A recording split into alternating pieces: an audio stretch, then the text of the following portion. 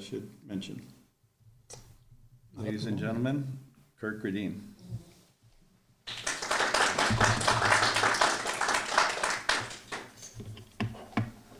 Thank you, Jonathan. And thanks to the Institute for hosting the event today.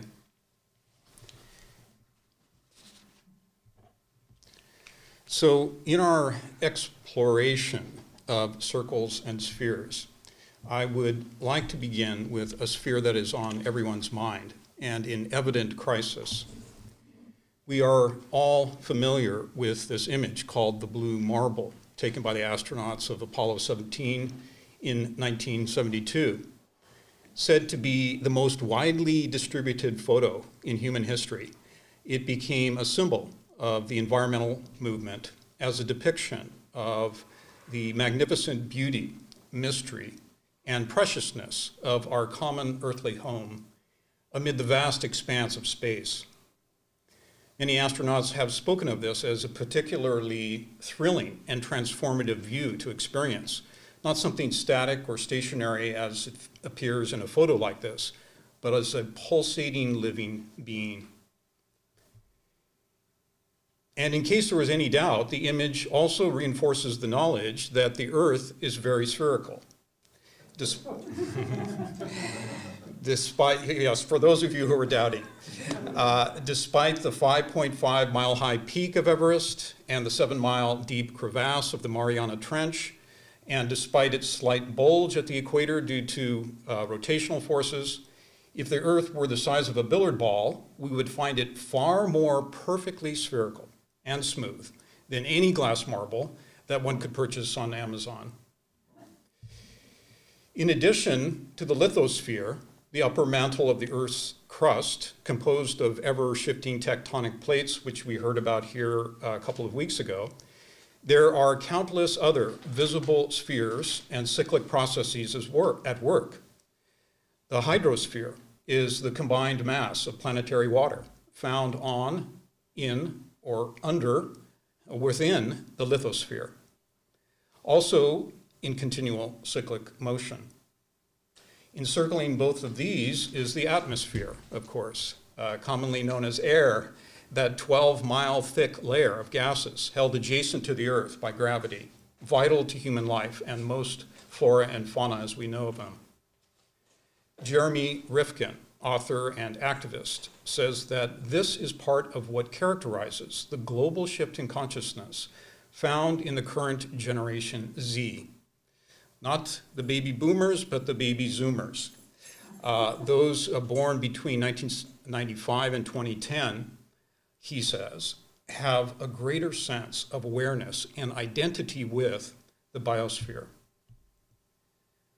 They are also much more painfully aware that we are on the precipice of life-altering changes due to the massive harvesting and burning of billions of tons of fossil fuels, along with deforestation and habitat destruction, unicrop farming, overfishing, and massive factory livestock production, etc. This precious, complex, living, breathing being is now referred to as the Anthropocene biosphere. The zoonotic pandemics, increasingly prevalent of the last 40 years, are added to widespread species extinction and climate change, accelerating drought, forest fires, storm and heat wave intensities, glacier melt, and sea level rise. Science has identified the proximate causes and outlined the changes that must take place in order to avoid some of the more catastrophic effects. But whether humanity will take the steps needed is in question. Brilliant observers of the intellectual history of humanity, such as Professor Raghavan Iyer, one of the co-founders of the Institute, have pointed out that understanding the more immediate causes, while necessary and helpful, will not in the long run solve the underlying problem. Every individual and collective crisis, he taught, is a crisis of self-concept and identity. Not only who am I, but what is humanity? And how we answer this question, he said, will reveal not only how we created the present circumstances, but also determine the quality and creativity of our response to them. Syed Hossein Nasr, a professor of religion and philosophy who has been predicting the environmental crisis since the early 60s, put it this way. And just so that we're clear, if I make the mistake of using the word man, or if I'm reading from an author and they use the word man, it's a reference to humanity, not just the males only. Just pardon us for those errors. The crisis of the natural environment is an external reminder of the crisis within the souls of men and women. It requires not simply rhetoric or cosmetic solutions, but a death and rebirth of modern man and his worldview. Man need not be, and in fact cannot be, reinvented, as some have claimed, but he must be reborn as traditional or pontifical man, a bridge between heaven and earth. And the world of nature must once again be conceived as it has always been, a sacred realm reflecting the divine creative energies. There must be a rebirth of the religious, that is, spiritual knowledge of nature. The traditional cosmologies and sacred sciences still preserved in many of the non-Western areas of the world. What Nasr calls the traditional sciences, he explains, involve both a philosophia perennis, a perennial philosophy, and a cosmologia perennis, a perennial cosmology, or what Ananda Coomaraswamy called the first philosophy, the exploration of underlying universal truths of nature, of the cosmos and of humanity, which have been given multifarious expression by great philosophers, spiritual teachers, prophets, seers, and mystics throughout the ages. Instead of religious or mythological dogmas dividing humanity, a proper understanding of the inner meanings of perennial philosophy would unify humanity. According to Coomaraswamy, writing in the 1930s, this is because any, quote, metaphysically correct truth, unquote, discovered through such a study could be equally applied to the true Christian teaching, as well as the Hindu, the Buddhist, Sumerian, Taoist, Greek, Muslim, or Hermetic traditions. He was, of course, not alone in his view, and many philosophers of both Renaissance and classical traditions could be cited, including that of Ammonius Saccas and the Philalethians of the 3rd century of the Common Era. And as Gandhi taught and exemplified, what is true of metaphysics is equally true of ethics. Ahimsa, the law of active love and nonviolence, is the law of the human race, he said, and the common ethical heart, he thought, of every religion. Quote, it is a practical application of the belief in the oneness and therefore the sacredness of all life, unquote. It is this underlying oneness which many a seer has expressed, what Emerson called the oversoul, that is one of the core meanings behind the symbols and myths associated with the circle and sphere. Another quote from Nasr. Without the rediscovery of this sacred science of the order of nature and the formulation of the link between such a knowledge and the ethics of the environment, there is no doubt that what remains of order in the natural and human worlds will turn into further chaos. To preserve the sanctity of life requires remembering, lifting aside the veils of ignorance and pride that have hidden the sacredness of nature from the view of a whole segment of humanity.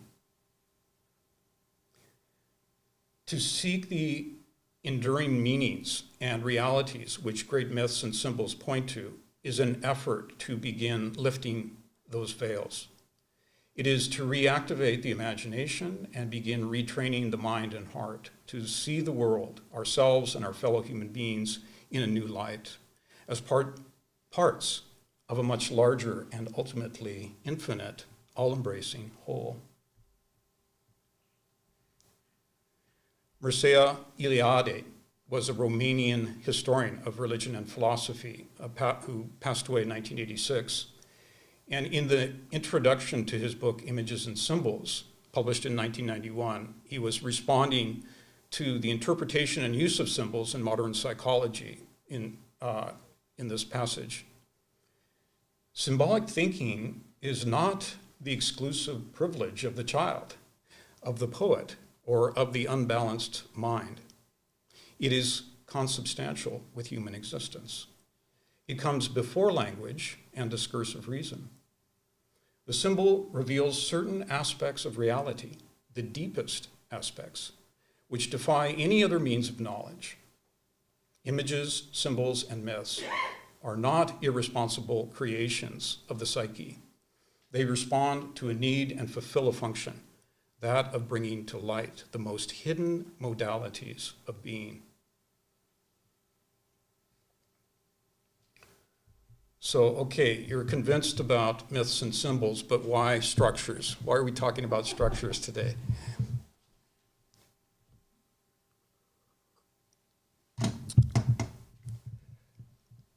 Structure in nature, in this perennial view, is said to be indicative of hidden realities.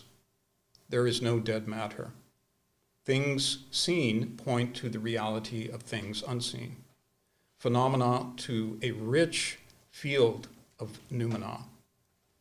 This appears to be a universal theme connected with traditional cultures, as we'll find out today. And number two, human-built structures are often symbiotic with the underlying ethos of a given culture. In archaic or traditional cultures, a key theme that repeatedly emerges is the idea of humanity as a microcosm of the macrocosm. What does that mean? All the energies, principles, and features of the cosmos, we're told, can be discovered within human nature. From the earliest of human constructions and settlements across many cultures, the home as well as the temple is the middle term, the mid-cosm in this equation, universe, temple, human. And it appears that humanity has been building sacred circles since day one. Perhaps many of you know about Göbekli Tepe, an archaeological site in southeastern Anatolia, Turkey. Is now thought to be the oldest human temple ever excavated, predating Stonehenge by 6,000 years. Excavations began in 1994 and are still only 5% complete, but it has overturned several preconceptions regarding the evolution of Neolithic settlements. Just 20 miles away, geneticists have uncovered what are delivered to be the earliest strains, are believed to be the earliest strains of domesticated wheat ever found on the planet. But they are dated at least 5,000 years after Göbekli Tepe was built. So one of the questions archaeologists are asking is, did early humanity build temples first and then learn how to farm? And if so, how does that fit in with the Darwinian preconceptions regarding human cultural evolution? For very different reasons, mankind is still expending enormous time and effort to build circles. This is a $5 billion one right here, completed in 2017. Ananda K. Kumaraswamy was a remarkable Ceylonese polymath, linguist, philosopher, and curator of the Boston Museum of Fine Arts. You've heard me speak about him before. Who devoted his life's work to the explanation of and research into perennial metaphysics and symbolism.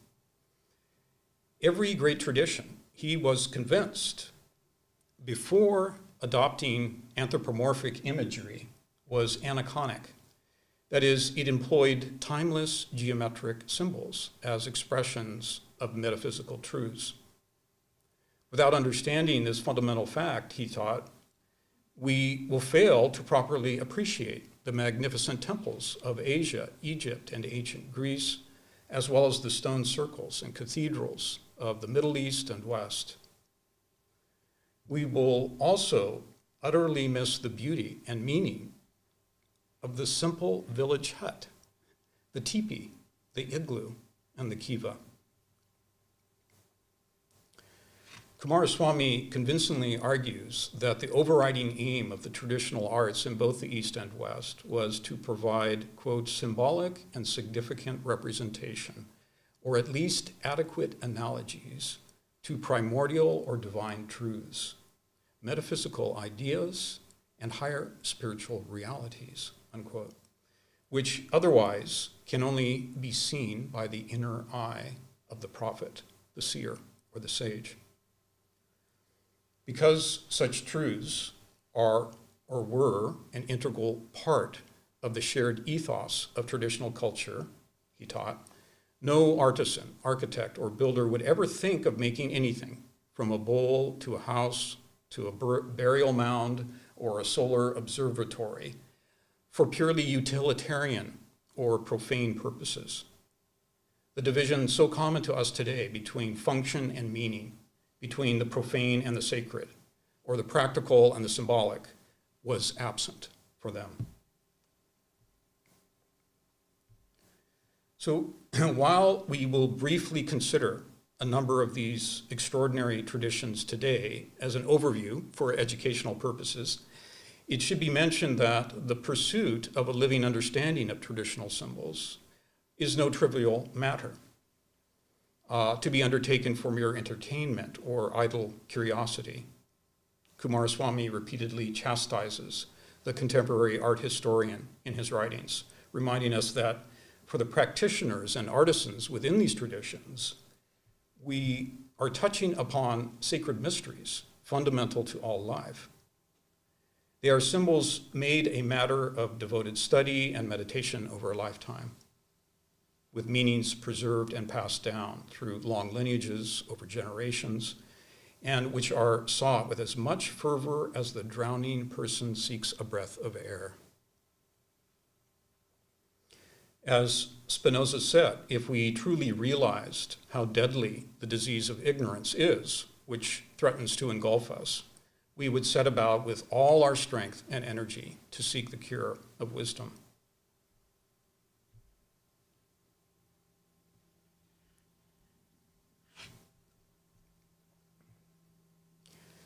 So in terms of observable forms, using our most sophisticated technology, modern science would confirm that the vast majority of objects, large or small, in the universe are spherical.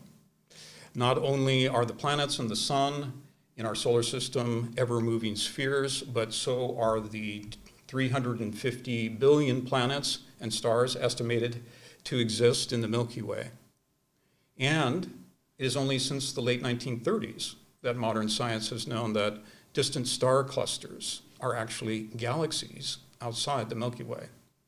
Astrophysicists now postulate a mathematical model which puts the total number of such galaxies at around 2 trillion.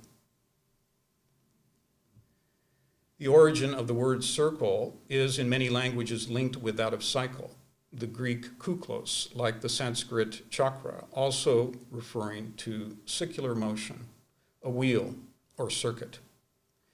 And indeed, it is well known that all of the objects of astronomical space are involved in some sort of cyclic motion. All intergalactic stars, such as our own sun, spiral or rotate around their galactic center at enormous speeds. And all planetary orbits of any solar system dance a helical pattern. So why is every astronomical object above a certain mass spherical?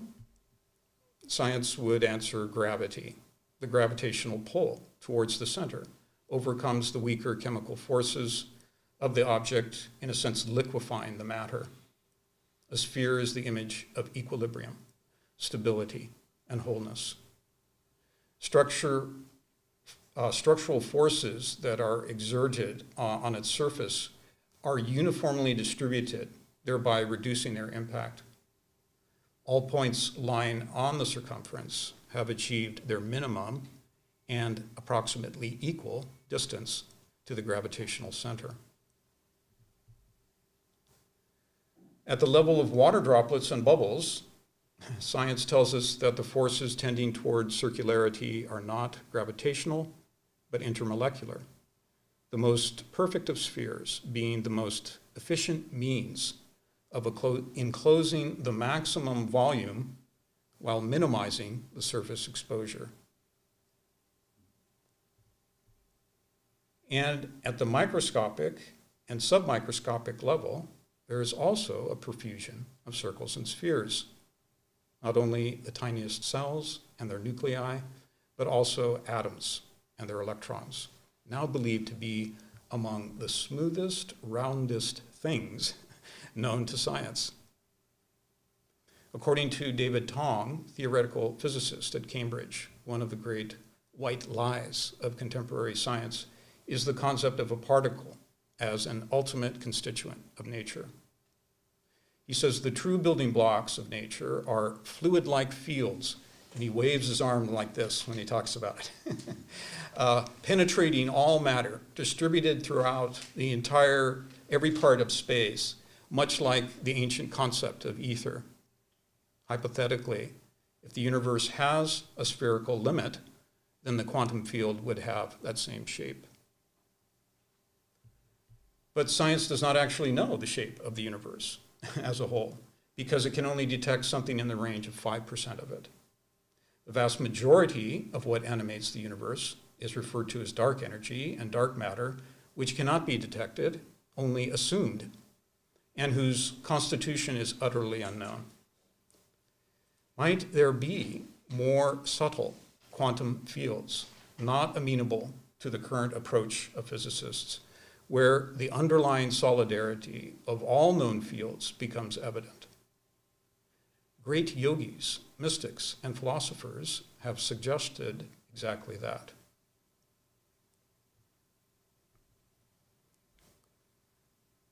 Blaise Pascal was a 17th century French mathematician, physicist, inventor, philosopher, and Catholic theologian, who seemed to concur with this idea in this remarkable quote. Let man then contemplate the whole of nature in her full and grand majesty, and turn his vision from the low objects which surround him. Let him gaze on the brilliant light, set like an eternal lamp to illumine the universe.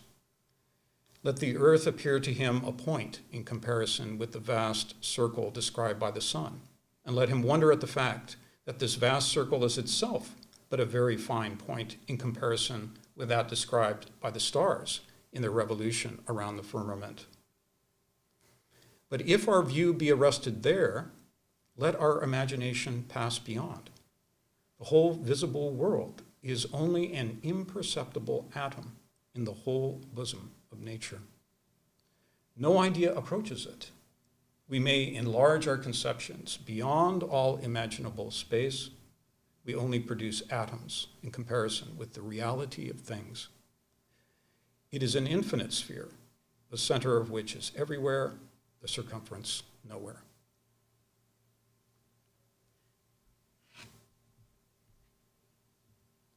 So now we're going to look at a number of traditional cultures in relation to the circle and sphere. And a good friend passed on this remarkable and very pertinent quote from Navaratnam. It is the irresistible conviction of the Hindu that through the discernment of a distinct symbol of the infinite, man can attain the infinite itself. One of the principles of both Hindu and Buddhist cosmology is that of periodicity. Just as day is followed by night, so is each enormous period of cosmic manifestation, called Manvantara, followed by equal periods of rest or non-being called pralaya. In Advaita Vedanta, Brahman or Parabrahm is that boundless, limitless, unconditioned sphere of absolute light called in the Upanishads Sat Chit Ananda, truth, consciousness, bliss, within which an endless series of universes comes and goes. Like Pascal's infinite circle, Brahman is without boundary and beyond all dualities. It is beyond even that singular creative principle which initiates manifestation, in Hinduism called Brahma.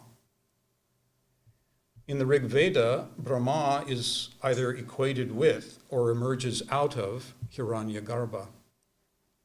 The Sanskrit word Hiranyagarbha means the luminous golden egg or womb.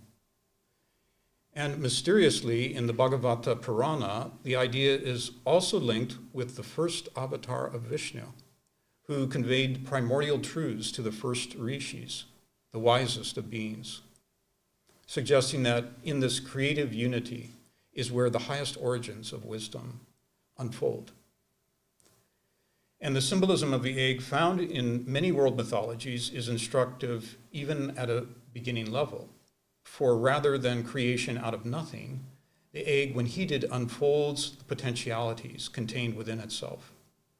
Manifestation becomes a process of differentiation, where more limited spheres of motion and activity arise within the greater, like an embryo developing within the womb. The heat, which propels the unmanifest to manifest, is called, in another Rigvedic hymn to creation, Kamadeva, quote, that desire which first arose in it.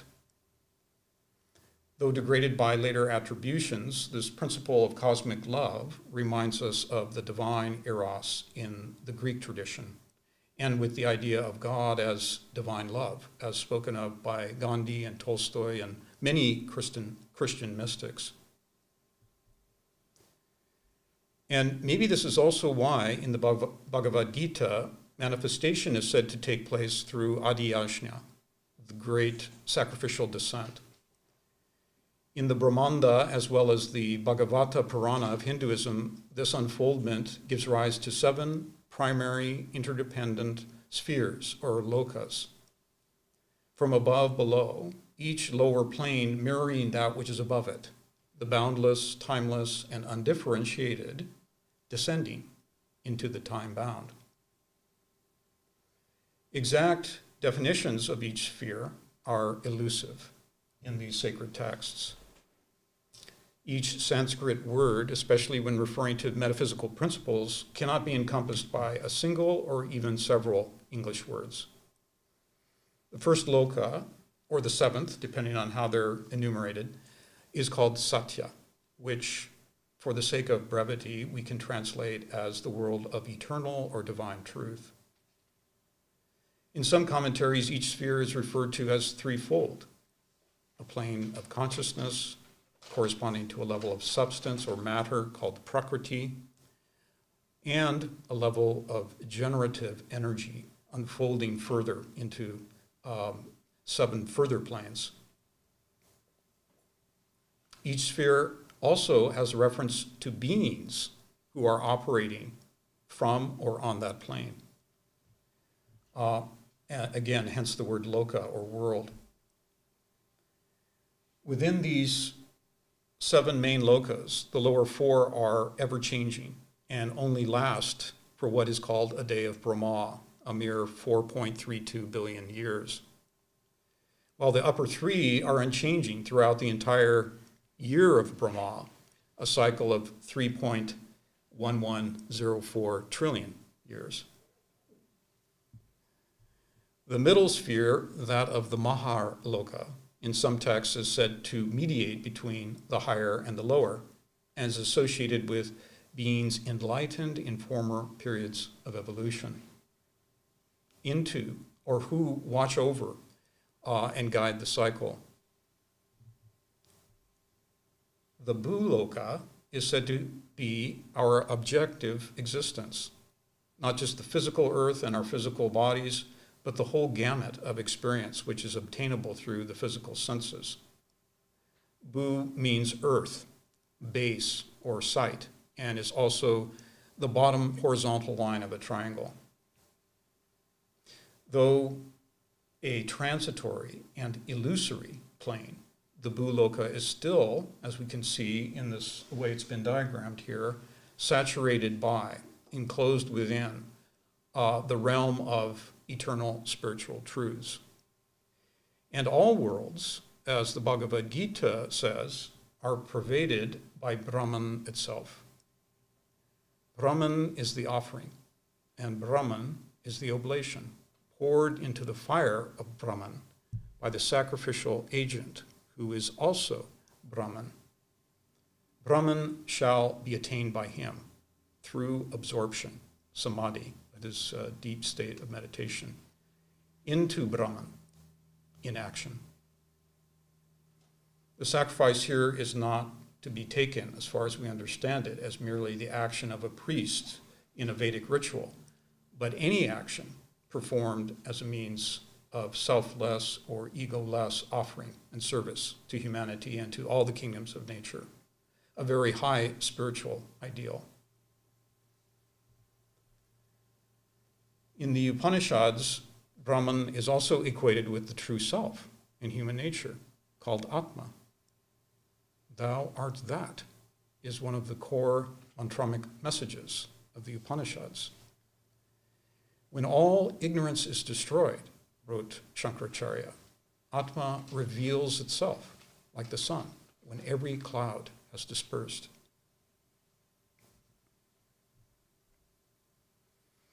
The circle also reappears in the symbolism associated with the other two deities of the Hindu Trimurti. It is found in the great circle of fire, which surrounds the Shiva Nataraj. And in the disk, or chakra, of Vishnu. The word chakra denotes the circling of periodicity, or the wheel of time. And the cross within the circle carries archetypal meanings.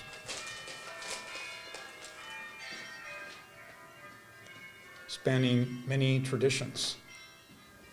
It's lovely, actually, to get some bells going along with the slides. I should have thought of that. Should have brought some bells. Besides the fourfold division of every cyclic period, represented by the solstices and the equinoxes that we're familiar with, in Hinduism, it may also refer to what are called the four levels of Vak, which is the primordial sound or word through which everything comes into being. It's also referred to as the four-faced Brahma. And as we saw in a presentation again a couple of weeks ago here, the four elephants at the four corners supporting the entire cosmos. The fourfold division of the circle may, and is often said to refer to the four yugas, the four ages composing the Mahayuga, of which there are 71 in every Manvantara. The four is also the square, the place of ordered or law-governed manifestation.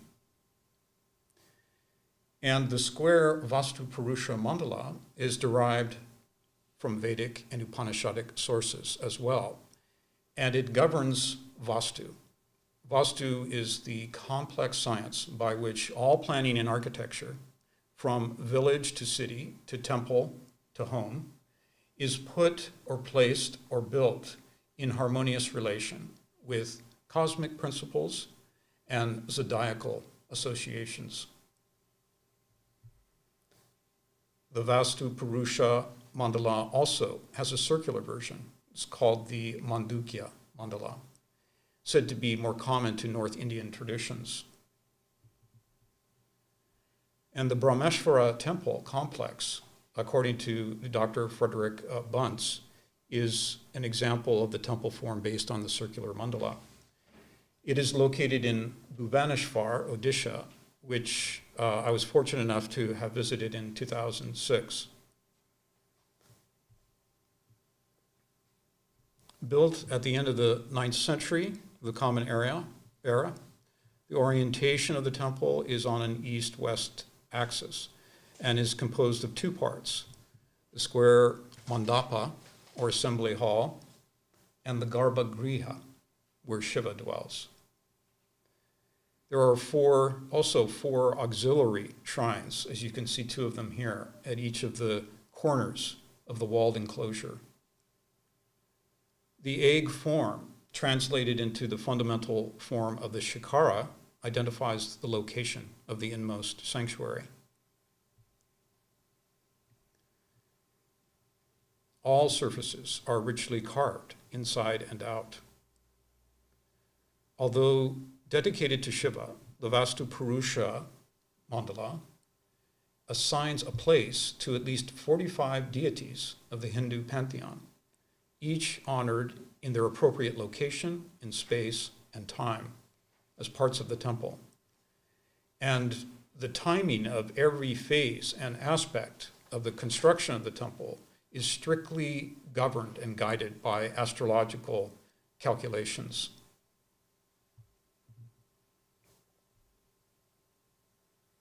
This plan view of the shikara and the garbhagriha shows an archetypal geometric pattern, bringing circle and square together.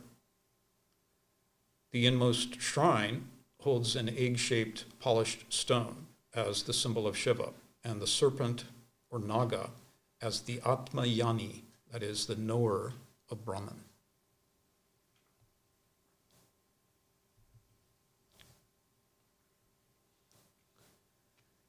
The circle as cycle or circuit is fundamental to all Indian religions in many ways. The word samsara, for example, is derived from the Sanskrit root samsar, meaning to go around, revolve, pass through a succession of states, to go towards, to obtain, to move in a circuit. It also means wandering. Samsara is the cycle of unconscious birth, death, suffering, and rebirth, generated by ignorance, personal egotism, and desires. It is integral to the ideas of both karma and reincarnation. Just as all manifestation is cyclic, so do all living beings undergo cyclic birth and death. The symbolism and iconography associated with this view of human evolution are much more elaborated upon in Buddhism.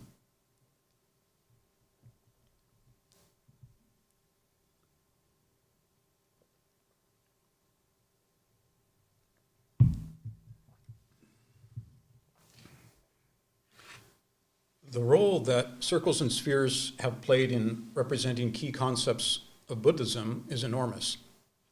And many of you have heard me discuss several of them before.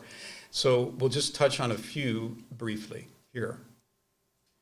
In the first decades and centuries after the passing of the historical Buddha, the domed stupa and the wheel were the first aniconic representations of the Buddha, as found at Ajanta on the left, and the bas-relief panel sculpture on the right from the great stupa at Sanchi.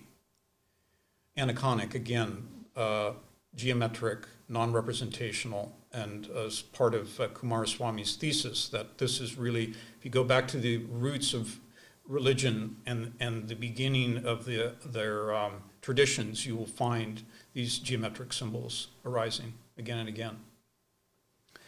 Like the Sanskrit word dharma, both the domed stupa, the domed stupa and the dharma wheel are symbols for the teaching as a whole, for the essential nature of all things and actions, and for the Buddha nature itself, the embodiment of enlightenment. Buddhist practice, especially as it has manifest in Mahayana and Vajrayana traditions, but also in Theravada, allows for no separation between human well-being and the destiny and well-being of all other living creatures, kingdoms, and elements of nature. every point of sentient life is on the same evolutionary journey that humans are on, just at different stages, and deserves to be protected and aided on their journey. All life is as precious as one's own mother, it is said, and to harm or abuse any part of nature is to harm one's mother or oneself. Buddhism is often said to be non-deistic, and yet the idea of Mahakaruna, that is divine love, for and the service of all that lives, is the very foundation of all effort in this tradition. These deeply ingrained and heartfelt convictions are derived from the philosophy and given expression in the Bhava Chakra circle, the wheel of life. The outer rim of the Bhava Chakra wheel represents a 12-fold causal chain called the nidanas, by which consciousness becomes bound to rebirth. The 6 spokes of the inner wheel delineate different realms in which sentient beings reincarnate. Although ignorance is often listed as the first nidana in Mahayana teaching, each of the 12 is void of any separate inherent existence, meaning that they interdependently arise, and that breaking any one chain means that the whole system collapses. And this breaking of this causal chain is part of what is entailed in the enlightenment that the Buddha is said to have achieved. And it is why in the Bhava Chakra diagram, the awakened one is represented as entirely outside the wheel. Though not himself subject to the need for rebirth because of the vow of altruism cultivated at very early beginning stages of the path, the Bodhisattva is capable of appearing in all 6 realms as guardian, protector, and guide. This sacrificial service is the highest ideal. It is in this way that the Bhava Chakra is transformed into what is called the Dharma Chakra, the wheel of duty and the good law, the means by which, it is said, every blade of grass is brought to eventual and complete enlightenment.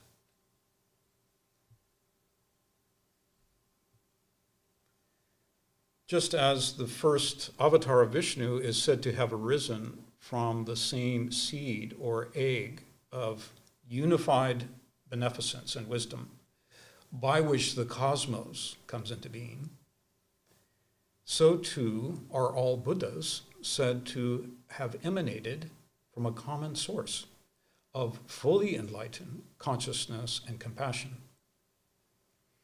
In the Karanya Vayuha Sutra, this logoic source is called Avalokiteshvara, or in the Tibetan Chenrezig, which in China became the female Kuan Yin.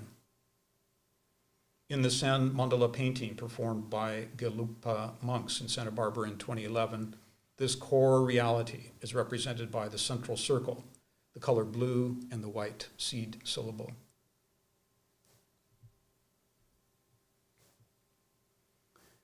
Many Tibetan mandalas are representations of the cosmos, pervaded by wisdom, suffused with the indomitable forces of universal compassion, as seen in the outermost ring of the Kala Chakra mandala. This wisdom element is not just an outer radiance or corona, but the ground from which all else arises. Kala means time, and it is from or within this timeless reality that the cosmic clock, including all beings, past, present, and future, are said to be embraced. In this diagram of the Kala Chakra cosmos, seen in a cross-sectional view, the circular wisdom element is at the top. So you're looking at the side of a great disk. By illustrating it in this way, the correspondence between cosmic and human principles can be similarly diagrammed. As Matthau Ricard has explained in his description of the Tibetan mandala tradition, this visualization of the cosmos as pervaded by the Buddha nature is not that of a fantastical realm disconnected from reality, but a depiction of the true nature of things if we have the eyes to see.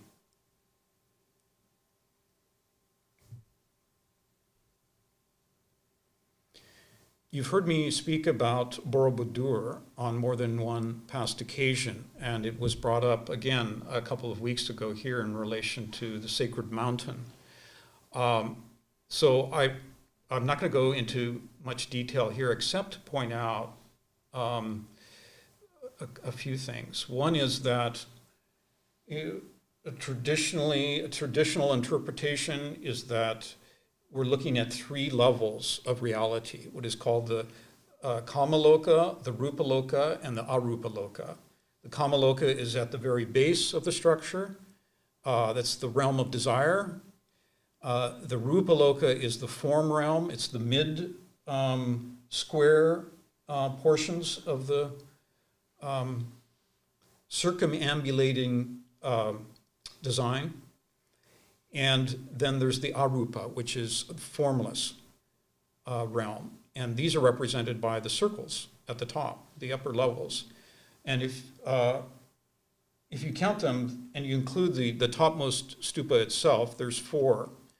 And in the Dashabhumika Sutra, these 4 realms are connected with the highest stages of meditation. So you could call it a diagram of the arupa stages of meditation, which are necessary, it is said, in manifold ways. Not only are all mental and emotional impediments, internal poisons, and finitizing tendencies of the mind transcended through these states, but the inconceivably vast and omnidirectional activities of the bodhisattva, called bhumis, become possible.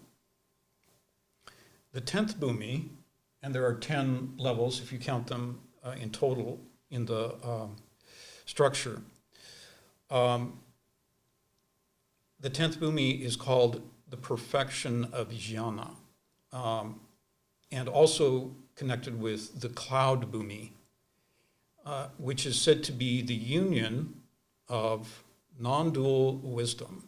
So it's the direct perception of the non-duality of things, combined with the perfection of method, which is the means by which all beings are included in the activities of the bodhisattva, and the means by which wisdom is universally, omnidirectionally disseminated for the greatest good. Just as a cloud impartially sends down rain on all. That's why it's called the cloud bhumi. With the ancient Egyptians, so we're moving on from Buddhism here. With the ancient Egyptians, the sun god, Ra, is shown gestating within the egg of the universe, which he then also bears as a crown.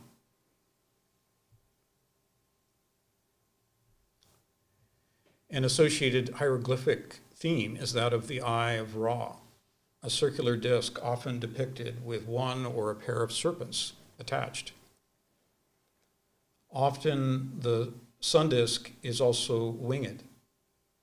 The Egyptian cobra is a Naga subspecies, a nocturnal creature, symbolically related to the Naga of the Hindu and Buddhist traditions, and the python of ancient Orphic, Greek, and Gnostic traditions.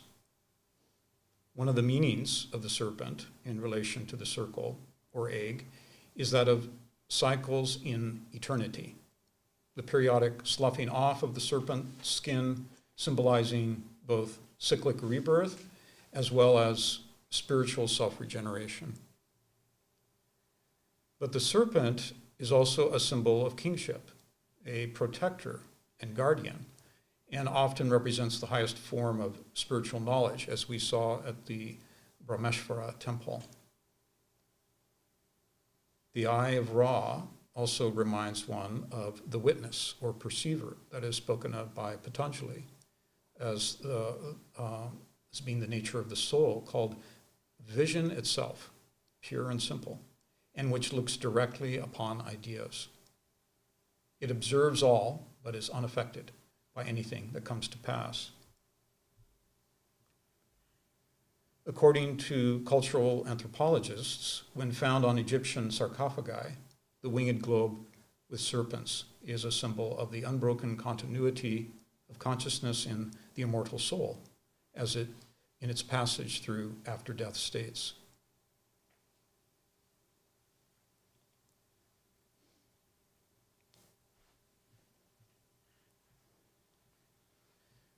In the Zoroastrian tradition, Ormazd, the firstborn, or universal sun, is another winged globe, known as Ahura Mazda, wisdom light, who issues from the boundless circle of unknown time. Its glory, they say, is too exalted, its light too resplendent for either human intellect or mortal eye to grasp and see.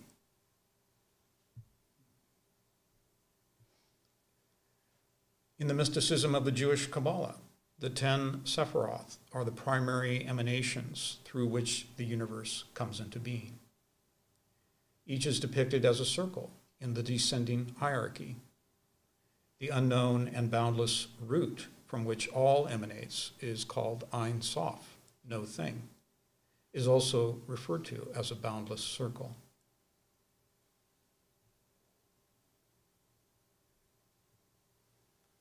In some schools of Jewish mysticism, the progressive contraction or condensation of infinite light is illustrated as a series of 5 concentric circles, in each of which there are 10 Sephiroth.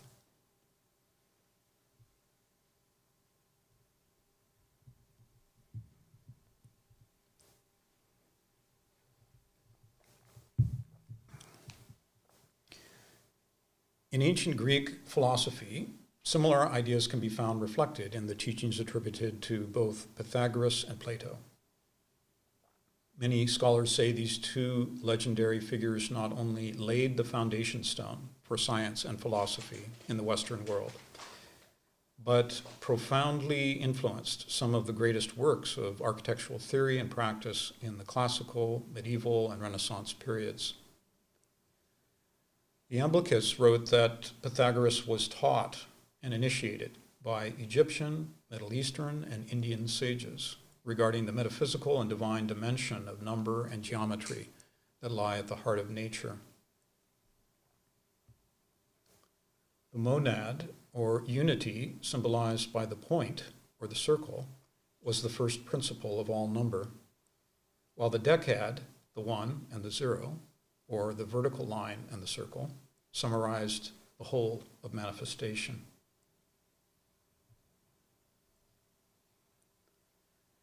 In dialogues such as the Timaeus, Plato depicted nous, the cosmic mind of all nature, as manifesting, quote, the world of generation in the most excellent and complete of all forms, a rotating sphere, the most perfect and the most like itself of all figures, unquote, and also which comprehends in itself all other figures, the extremes in every direction equidistant from the center.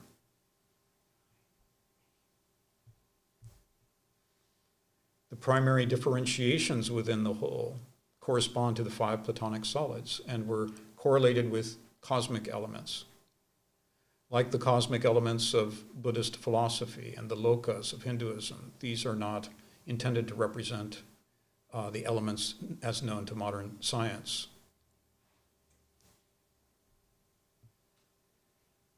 Platonic philosophy also includes the doctrine of the immortality of the soul and of reincarnation, as explicitly depicted in the myth of Ur. It is in this way that the soul's journey is accomplished.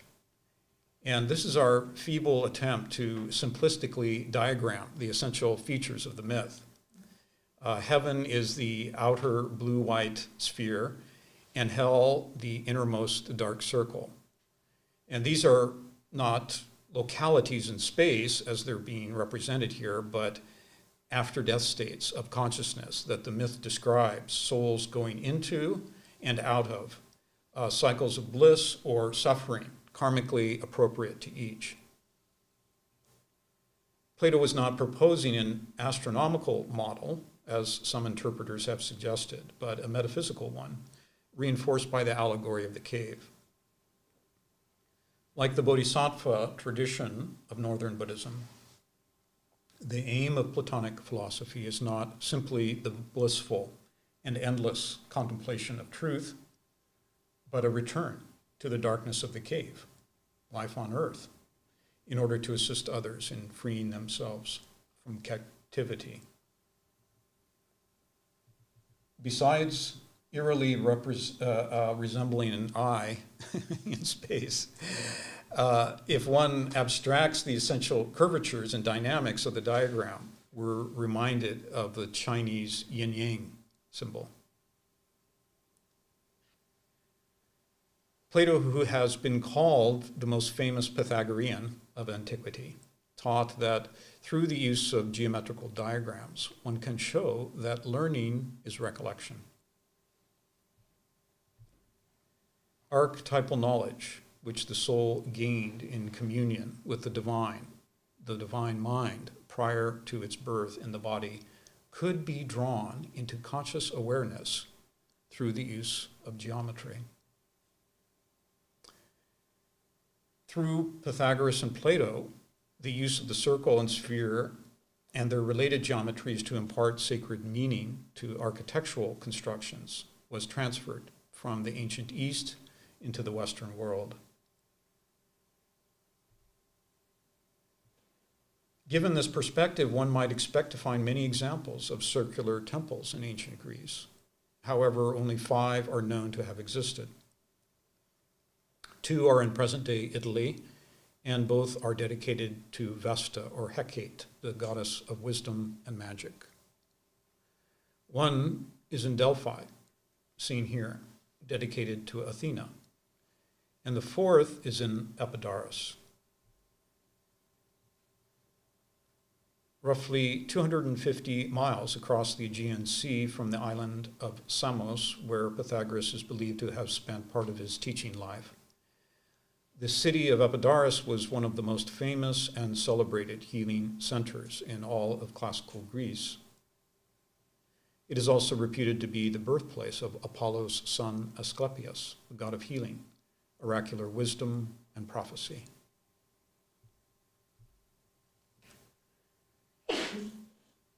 Tholos is a Greek word meaning circle, dome, or rotunda. The Tholos of Asclepius was the main sanctuary at Epidaurus, now in ruins. Both the Tholos and the theater were designed by the Greek architect Polykleitos and are considered by many to be among the purest masterpieces of Greek architecture, dating from the 4th century BC. The structure here is built entirely of marble, or was, composed of 26 outer Doric columns, 23 feet tall, supporting the architrave that surrounds just below the roof. Within the temple was a second circle of 14 Corinthian columns. The floor was laid with 7 concentric circles, believed to represent the heliocentric system and the 7 planets, their celestial or spiritual influences. Beneath the floor was a small labyrinth, tall enough for a person to walk in, and it's not really known what that was used for. Of course, there's many unknowns here, but according to ancient written accounts, the healing process required the patients to spend at least one night sleeping within the temple precinct. The dreams which occurred were conveyed to the following morning to the priests, or therapeutae, of Asclepius, and would dictate the nature of the cure. There's also said to be numerous snakes that were allowed to roam free on the grounds, and that they were protected, so you were not allowed to, harm them in any way.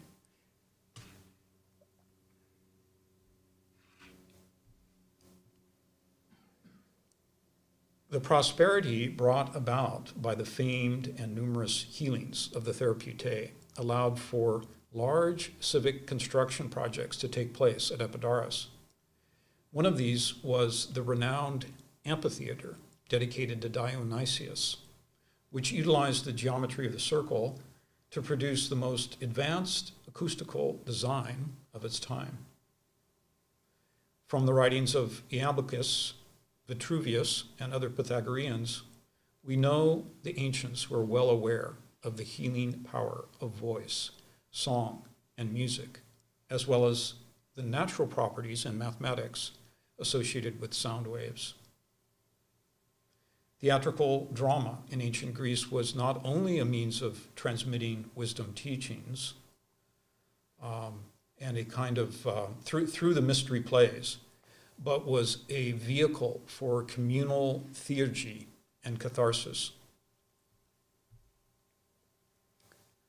With the concentric design and corrugated baffling created by the stepped seating arrangement, Polykleitos optimized the acoustics with such precision that a coin dropped at the center stage could be easily heard at the perimeter seats. And that is true today as well. The theater is still in use. The aisles divide the half circle into 10 parts, the famous decad of Pythagoras. The tenfold division is made possible, of course, by the preliminary division of the circle into 5. And all such divisions by 5 create a continuous geometric proportional series found throughout biological nature. It is the same series which creates the logarithmic spiral, which later came to be called the golden ratio, and in the Renaissance, the divine proportion.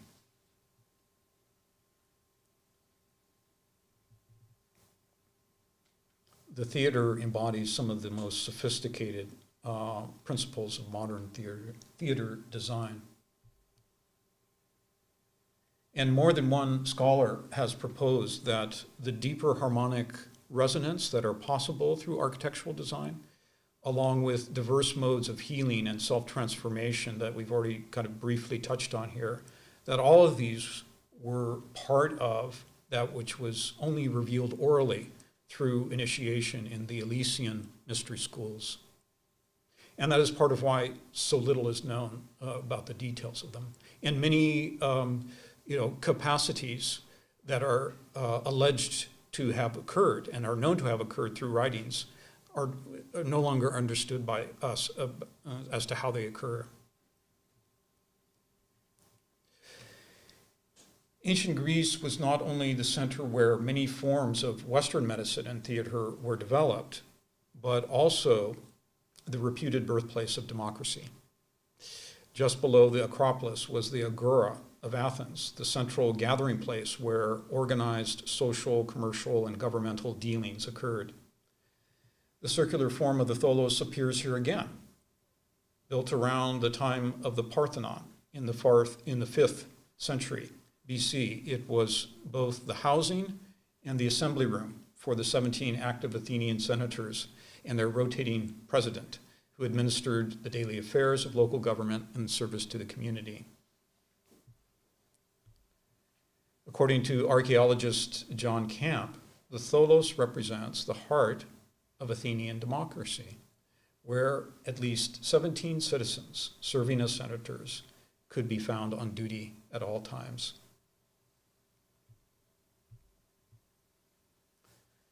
As many know, the classical idea that the circle and sphere pointed to fundamental mysteries regarding the hidden sacred dimensions of both humanity and nature was revived in the Renaissance. That it became the basis of some of the greatest architectural masterpieces of that era was explored in a talk that was given at the Institute in 2018 on Pythagoras and the arts, and it can be found online on the Institute website. That it also was revived again and throughout the Greek and Latin Middle Ages is very meticulously explored in great detail by Nigel Hiscock in his book, The Symbol at Your Door, which was published in 2007. For anyone who's interested in those details, it's a wonderful book. The fact that Pythagoreanism also animated the mystical mathematical dimensions of Islam is less well known or appreciated. According to Syed Nasser, the Quran itself contains a hidden mathematical structure that he calls Abrahamic Pythagoreanism. And it is this fact, he says, which made the study of mathematics so widespread in the Middle East and which allowed Persian mystics to adopt the Pythagorean teaching regarding emanation and the Hermetic sciences as part of their worldview. The engineer architects who created the Hagia Sophia, they were really mathematicians. By any standard that we would measure them today, which remained the largest domed cathedral ever built for over 1,000 years, seems to be a representative of this perennial idea because of the use of these triangular pendentives to translate the circular structure of the dome into four corners. So you get the 4, the 3, and the 1, which was completely revolutionary for the time. It had never been done.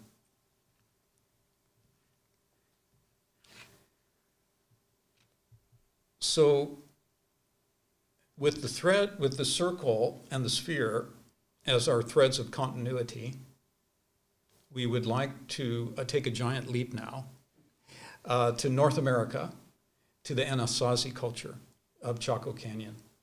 And to give you all a break from hearing my voice, we have a couple of weeks ago, on very short notice, I asked Russ Lewin, who has given a number of brilliant presentations on this theme in past years, and I know he's an ardent student of this culture.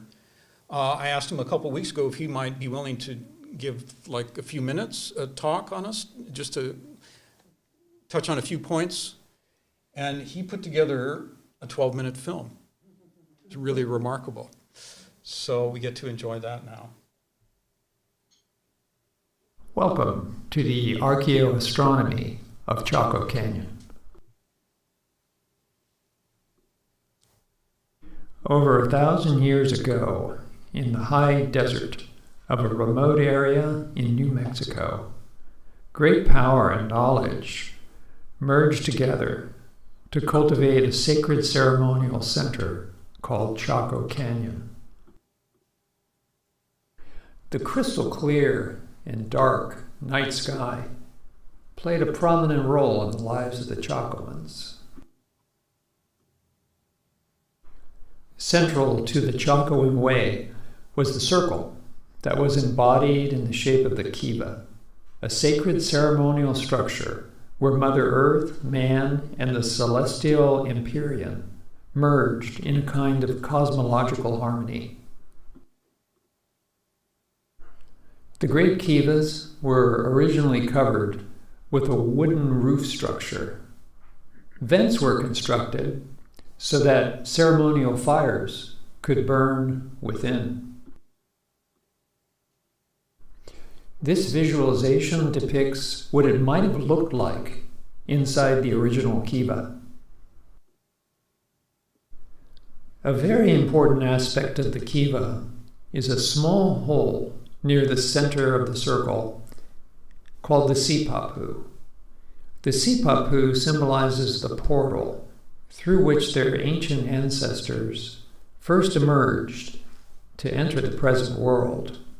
The original Sipapu is said to be located in the Grand Canyon. Between 900 and 1150 of the current era, Chaco Canyon was a major center of culture for the Chacoans, who quarried tons of sandstone blocks and hauled timber from distances as great as 70 miles away. And they assembled 15 major complexes that remained as the largest buildings ever built in North America until the 19th century. This visualization depicts what Pueblo Bonito might have looked like in its prime.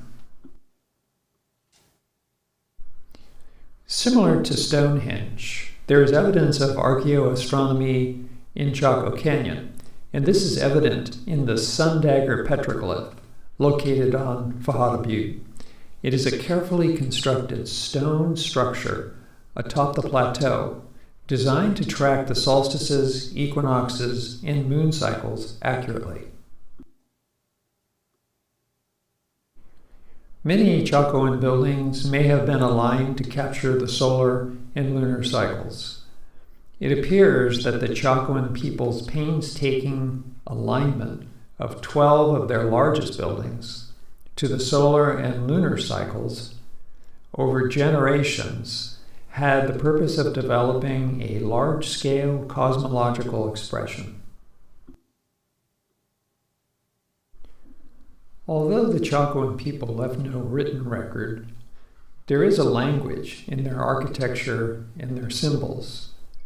The double spiral symbol on this bowl is reflective of the Taoist yin-yang symbol. As we investigate some of the specific discoveries that have been made in Chaco Canyon, bear in mind that the current Western mindset may be quite different from that of the ancient Chacoans. Almost 400 years ago, Galileo was placed under house arrest for proclaiming a heliocentric model of the solar system, for which he was in violation of church doctrine. However, 700 years prior to that, the ancient Chacoans had already built an observatory out of stone slabs, capable of depicting the exact cycles of the sun and the moon in relation to the earth. While Galileo used his telescope to view what the naked eye could not see, the Chacoans used their deep perception of nature and their symbolic understanding to make sense of the universe and its cycles. As mentioned, the Chacoans had no formal written language, but they did express themselves in the language of architecture and symbolism. Notice the 23 circular kivas embedded within the structure, as well as the shape of the structure itself and the structure's alignment to the solar and lunar cycles. High atop Fajada Butte in Chaco Canyon stands a rock structure that was put in place by the ancient Chacoans. It wasn't discovered until 1977 by an artist named Anna Sofer. To everyone's surprise, it was a working astronomical observatory, and we would like to demonstrate some of its aspects. The slabs of rock were precisely aligned in such a way that the light from the sun and the moon were projected through the openings or slots of 3 slabs of rock and shone onto the underlying petroglyph in the shape of a light dagger. Here we can see that when 2 separate sun daggers touch the perimeter of the opposite sides of the spiral, it is the exact time of the winter solstice. Here we can see that when a single light dagger pierces the exact center of the spiral, the summer solstice is indicated. Notice here that there is a second and much smaller spiral adjacent to the larger spiral. When a smaller light dagger pierces the center of the smaller spiral, and the larger light dagger is on the sixth curve of the large spiral, then the time of either the spring or fall equinox is at hand. Perhaps the equinox configuration can be more clearly seen on this diagram. These cycles were depicted precisely for over 1,000 years, until 1989, when the stone structure actually shifted its position due to soil erosion around its base. This was the result of over-tourism.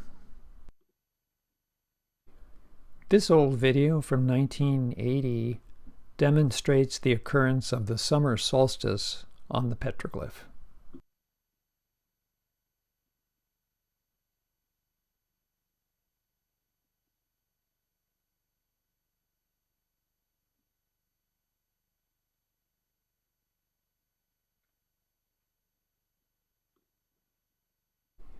The Sun Dagger Observatory can also be used to mark the cycles of the moon. One discovery was that by measuring the location of the full moon upon rising over the horizon, it was detected that it traverses north for 9.3 years, and then reverses course and traverses south for 9.3 years to complete the cycle of 18.6 years, or almost 19 years, after which the phases of the moon recur at the same time of the year for the next 18.6 years. This is called the Metonic cycle. The discovery of this unusual petroglyph on Fajada Butte gave rise to the idea that perhaps the structures in Chaco Canyon were somehow related to the cycles of the sun and moon, since the symbol seems to incorporate the shape of Pueblo Bonito. Now, since the petroglyph did incorporate the shape of Pueblo Bonito, the symbol was used as a kind of key to unlock its secrets. The red arrow depicts a north-south direction. The east-west wall aligns perfectly with the path of the sun during the equinox.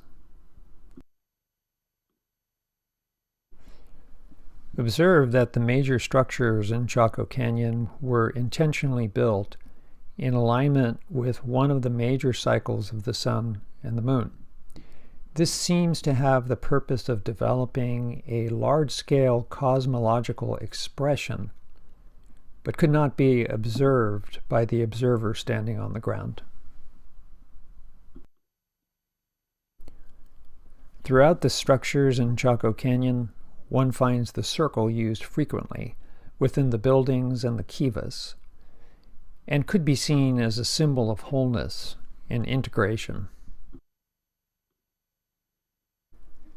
One prevalent theory is that Chaco is thought to have been a large ceremonial center, where thousands of people would pilgrimage at certain times of the year, often from vast distances, including Mexico and Central America. Some of the Pueblo and Hopi elders in the area speak to the idea that in their mythology and their oral history, it is revealed that there were beings with unusual abilities in the canyon. There is much that we can learn from the ancient Chacoans, including the perception of seeing and feeling that the heavens and the earth are aspects of ourselves, and that we are all involved in a vast cosmic dance.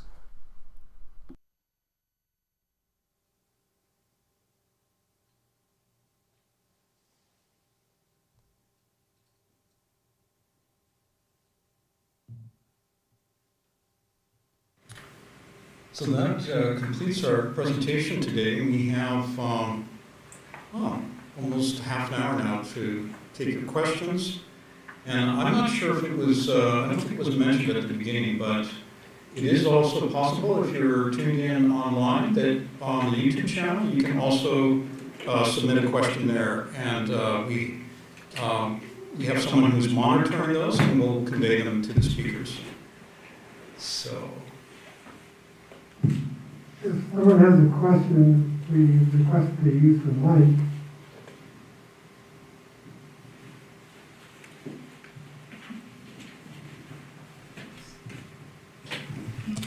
Beautiful, thorough presentation, I must say.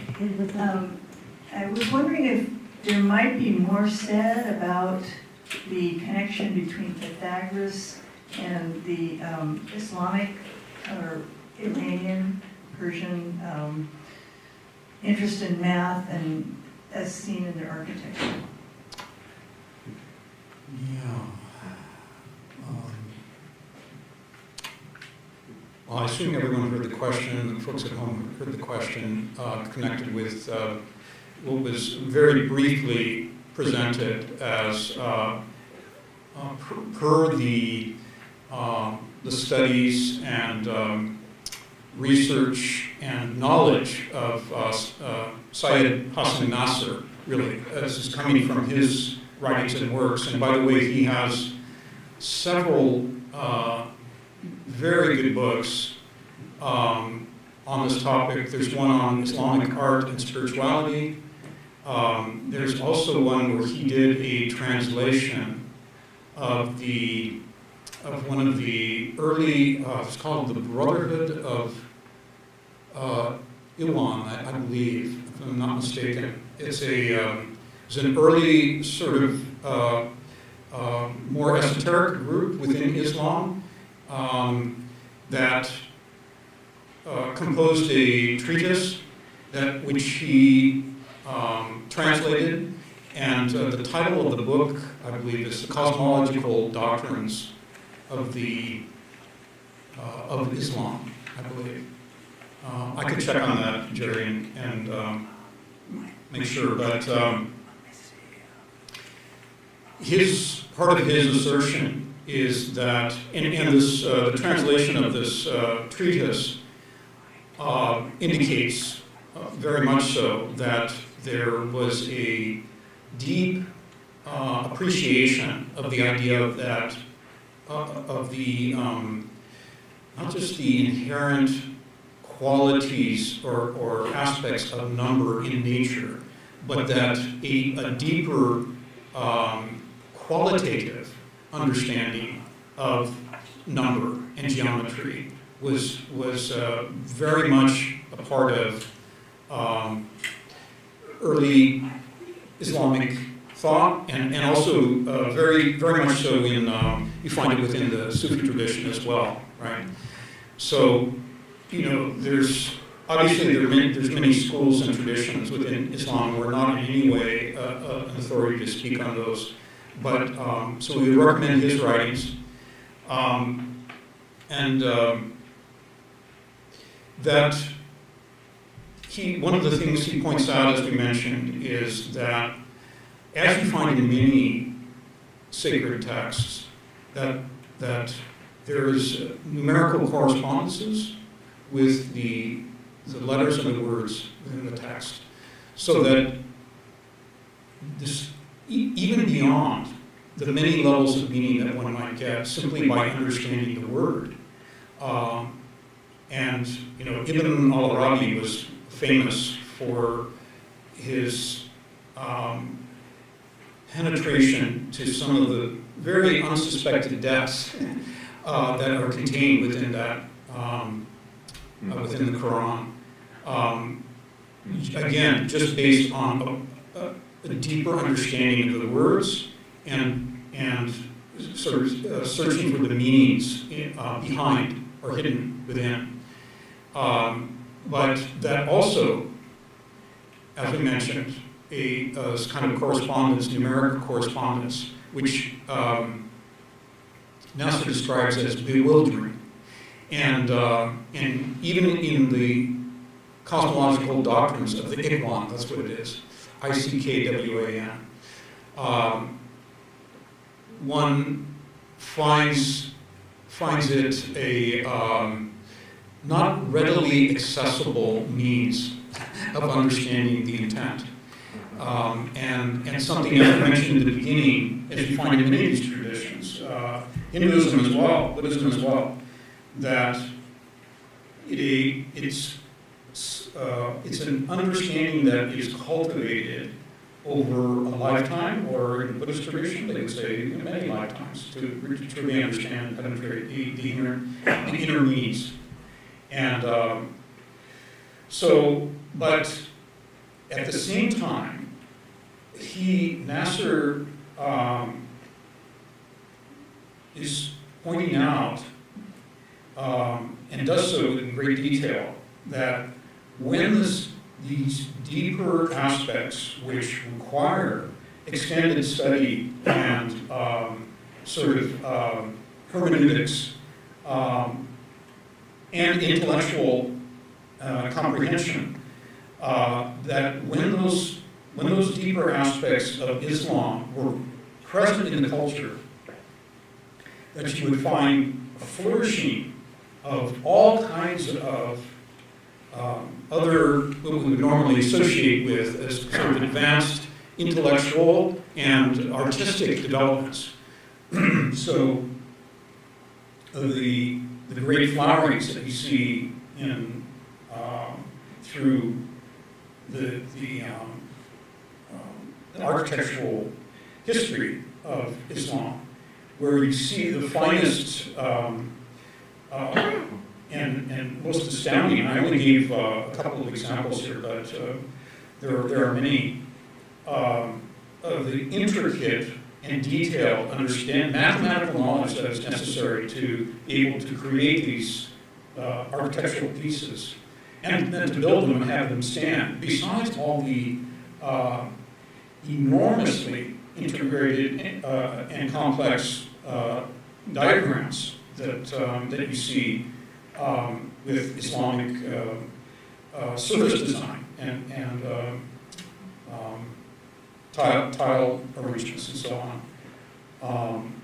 That the greatest flowerings of that, of the developments of those aspects of that culture, they arose out of this deeper understanding of this sort of mathematical structure and the importance of that as being a source of true human culture. So those are just a few preliminary thoughts that we could offer on it, but it's like a whole other presentation. Which actually we did give a talk probably 15 years ago now on the Islamic tradition, and examined some of these aspects in more detail. But it's all, because obviously one cannot travel to the Middle East now, or it's difficult for most of us, and to get really good photographs of the work, and also to find good writings, good explanations, is a task in itself. But thank you for the question.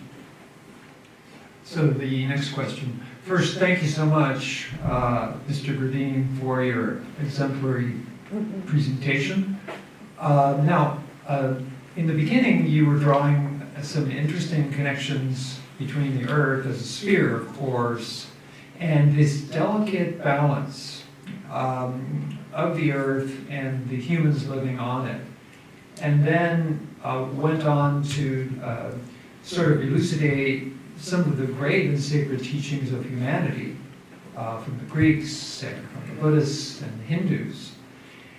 Now, it's clear that in our approach to regaining a balance of the planet, that collecting aluminum cans and recycling is not quite going to get us to where we'd like to be.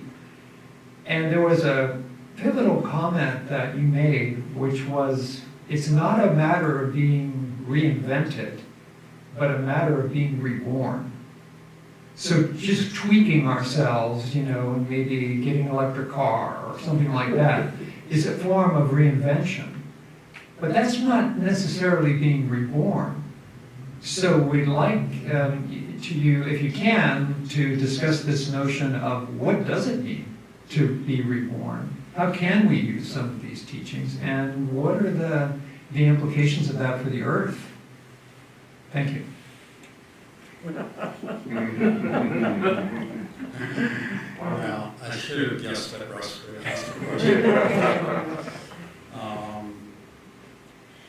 Well, it is the underlying current of the talk, one could say. So hopefully we have something relevant to add.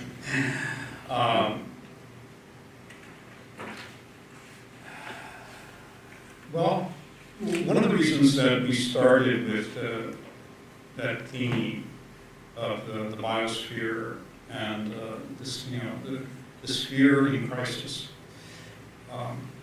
is because we often hear about, on the one hand, proposed changes that could be made or need to be made, and often they're spoken of as happening at a governmental level, national or international level, and certainly those efforts are very much needed.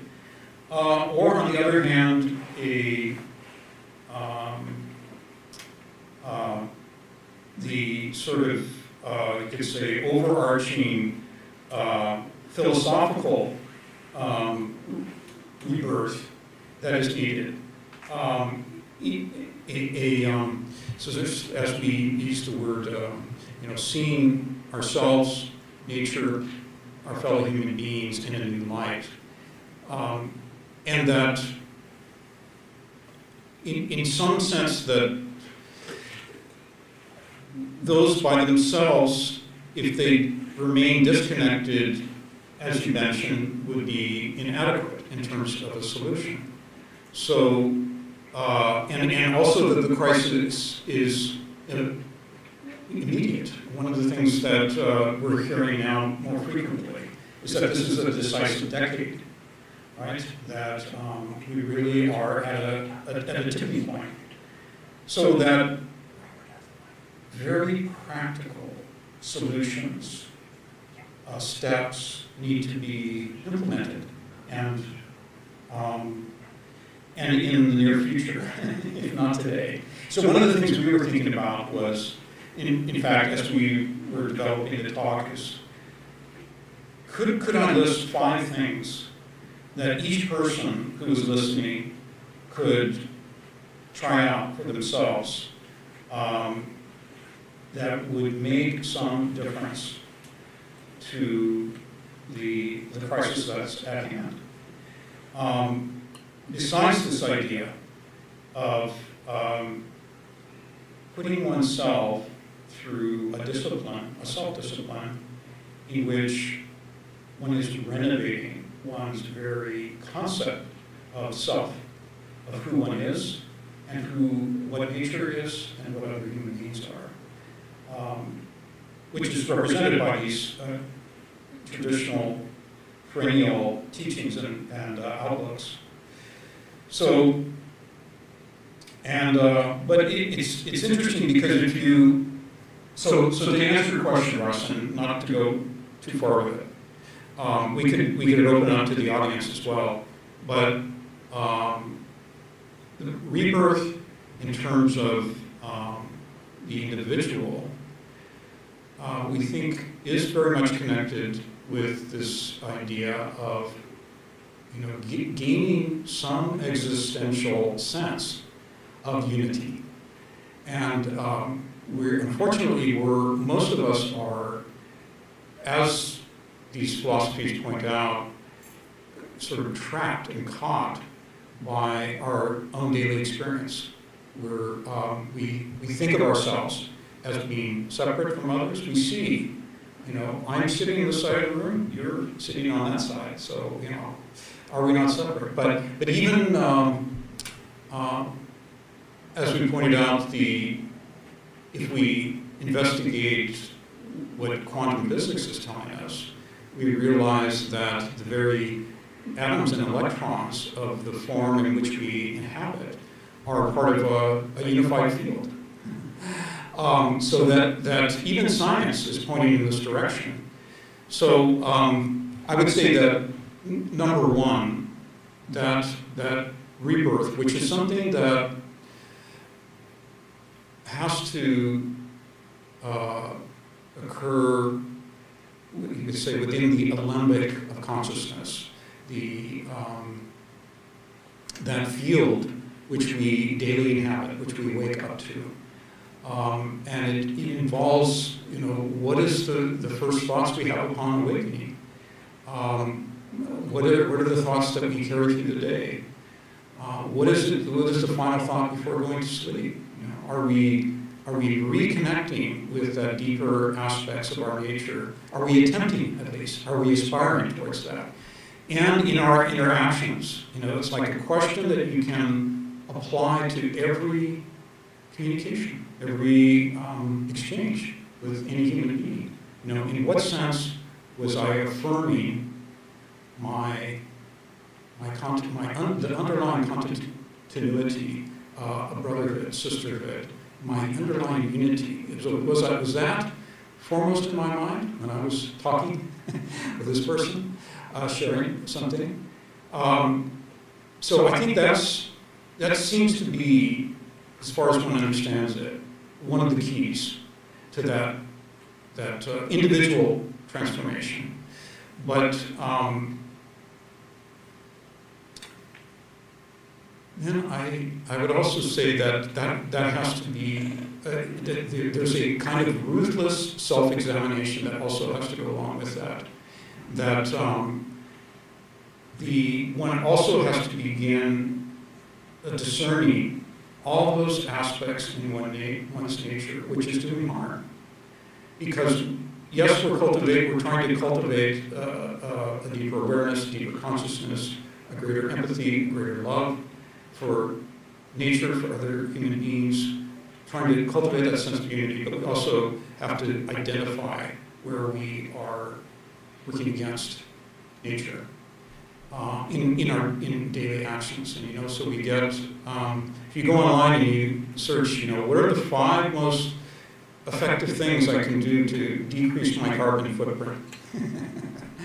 You'll find that just about a whole series of things that you're doing in your daily life are actively contributing to your carbon footprint in a big way. One of the most, in my mind, one of the most dramatic and effective things that people can do to reduce their carbon footprint has to do with their diet. And most people don't want to change their diet. No, I like what I like. I don't want to change what it's a very personal thing, personal choice. Why should anyone tell me what to do?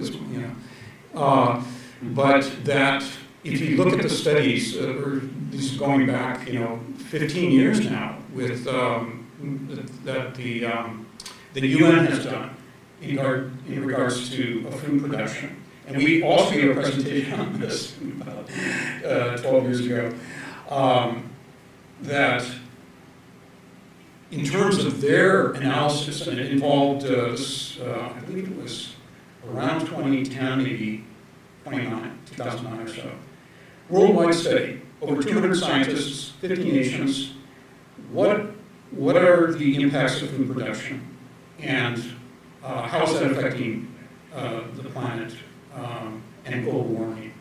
And they came up, the number they came up with was that somewhere between 17 and 20% of all greenhouse gases has to do with food, is related to food production, primarily, factory farming, because of the massive destructive elements that go along hand in hand with it. But then there was follow-up studies which showed, no, that's not right, because you have to include the refrigeration that's needed, the packaging, the transportation that's needed, the health, the long-term health effects, the the expenditures that are needed in developing therapies for people who have developed diseases and are now well known to be associated with overconsumption of animal protein and so on. And the follow-up studies say, no, it's closer to 50%. Of all greenhouse gases can be attributed to the industrialization, commodification of food sources, and primarily, that is the tremendous overuse of animal protein through cattle, chicken, and pork. Thank you. So in my mind, that's part of in relation to the biosphere and the immediate crisis that we're under, that we're all part of, that we're all engaged on. It's going to affect, it's not going to affect us so much. It's going to affect the next generation and the one following it in a big way.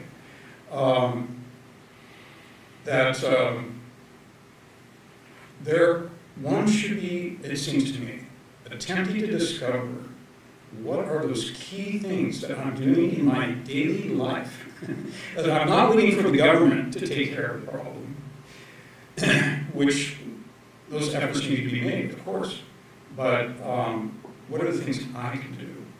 And taking real steps that way. And that means reforming. It's not easy to do. You have to reform your daily habits and rethink.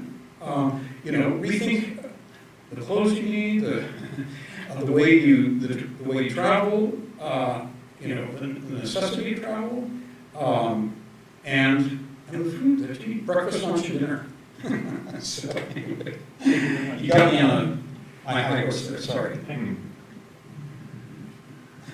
Well, thank you, Kirk, for a wonderful, expansive presentation.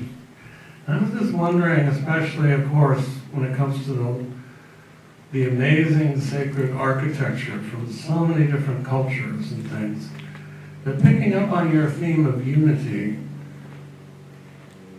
isn't it important, it seems then, to have places to go, not just to be devoted to your favorite football team at the big sports stadium that's circular, but to try to go beyond that a bit, a different religion, if you will, to places that are more devotional to the awe of nature, the mystery of nature, the knowledge of nature, like the great, as you gave us, the great astronomical places in the world.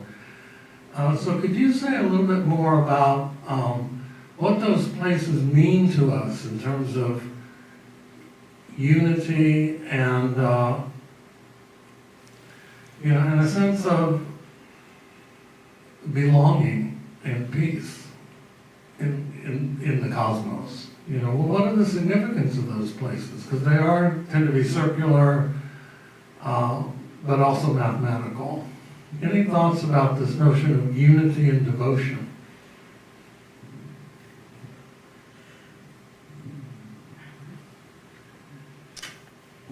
That's a very good question.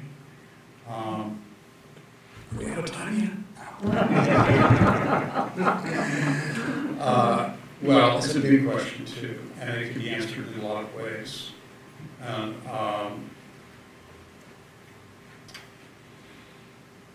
Because it seemed like you were referencing sites, locations, like locations in nature, but it could also be temples. It might also be what we don't normally think of as a temple, like a gathering with other folks. Right? It seems like you could. We're talking about means of what we call spiritual self-regeneration. takes many forms, many and diverse forms, and it doesn't necessarily have to be in a place. But there are these, let's say, locations where forces seem to be conducive to that. And of course, you find that in many traditions, right? And the Chaco Canyon one and the American Indian one is a seems to be representative of that, like the great medicine wheel that was apparently so important to the Plains Indians. But so I'm trying to think of a way to take a very broad question and condense it. It seems as though one could say that even gatherings like this, even gatherings in your home, so the home is a temple as well. That these are can be made centers of individual and communal regeneration, and as you mentioned, means of deepening our connection, expanding our capacity to share in a beneficial way. I think maybe that maybe is part of the shift as well that you hear represented in some of the ideas presented today, is that you're not going to gain something. You're not going to these. You're not going in anticipation of merely consuming, but you're attempting to make a real contribution, to share something, to deepen something, to extend oneself in some way, and to learn. So I think that would be the other key aspect of a temple of any kind, is that it's a place where one is willing to question, to learn something new, and as a result of that, learning to renovate and to deepen. So I just, as a way of kind of wrapping things up, I did want to read one more quote, which is from a cultural anthropologist who had studied very deeply and lived amongst the Plain Indians of North America, and particularly in California, Colorado. And we ran across this in relation to a building that was built, a circular building that was built near the south rim of the Grand Canyon. It's a visitor center there, in which many known petroglyphs were recreated on the walls, and many of them are circular. And the person who did these paintings had apparently been initiated in some way into the Indian culture, such that some of the deeper meanings were explained to him, but and his comment was that this is another tradition in which keeping things secret is vital, and that not all aspects of the underlying meanings are shared, and that's for very, very important reasons. But this particular quote that I'd like to read speaks to this idea of not only the importance of circles in relation to this culture, but how it's a matter of both vertical and horizontal or integration. This is from the writings of Helen Velberg. The Plains Indians built everything that was life-giving in the form of circles. They imitated the circles found in nature: the earth, which is the circular floor of heaven, the sacred eagle's nest, the circle of visions, and a still higher circle of Father in heaven. Their teepees, lodges, camps, fireplaces, shields, and sacred pipes were all constructed in circles to reflect the living spiritual source that penetrates and joins all worlds. For them, the circle represented the heavenly vault of the Great Spirit, the sphere of the manifest sun and the motion of life. They moved with this constant circular motion in dance, in songs, and rituals, and they recognized cycles in patterns of growth and in human relationships. Their mode of thinking was circular, always tying back the particulars of life to the overarching curve of the heavenly circle. And they construed their dreams and visions in terms of cycles, linked up to a larger cycle of visions known only to the great seers.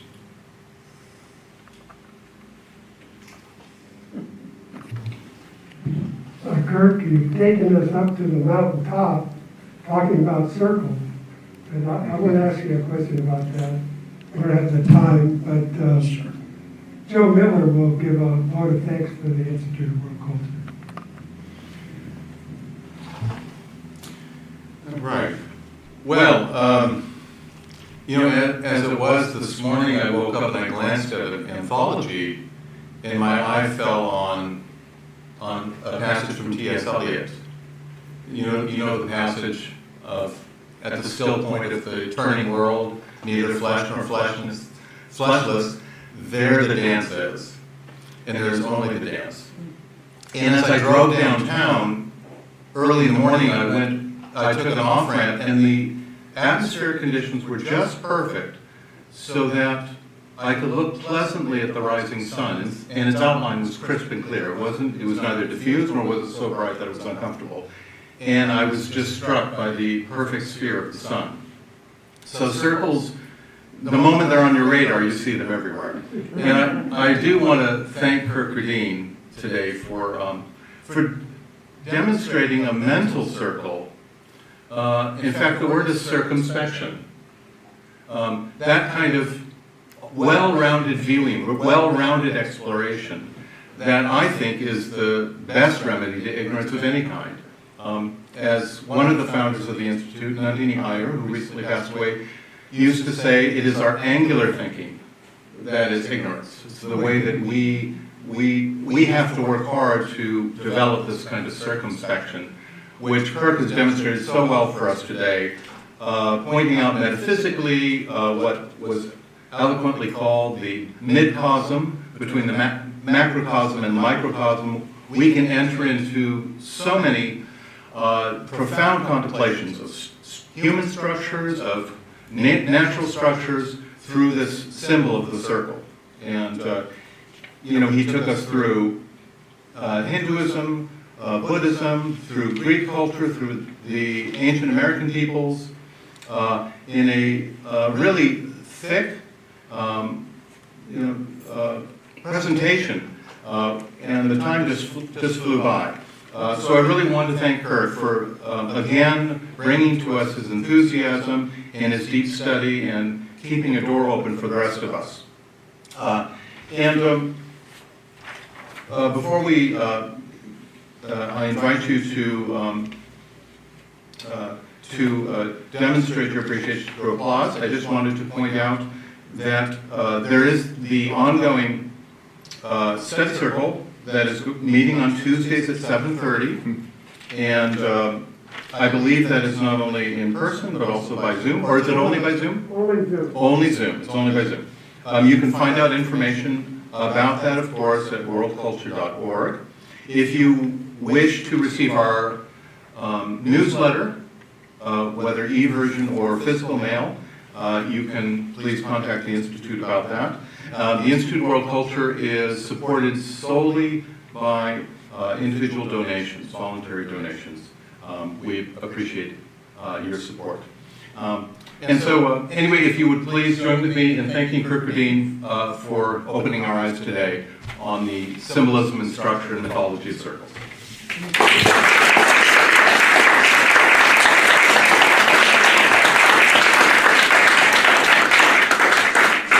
I need a little bit of applause from Russ too, because that was a fabulous comment. Yeah, I'm so sorry, my, yeah.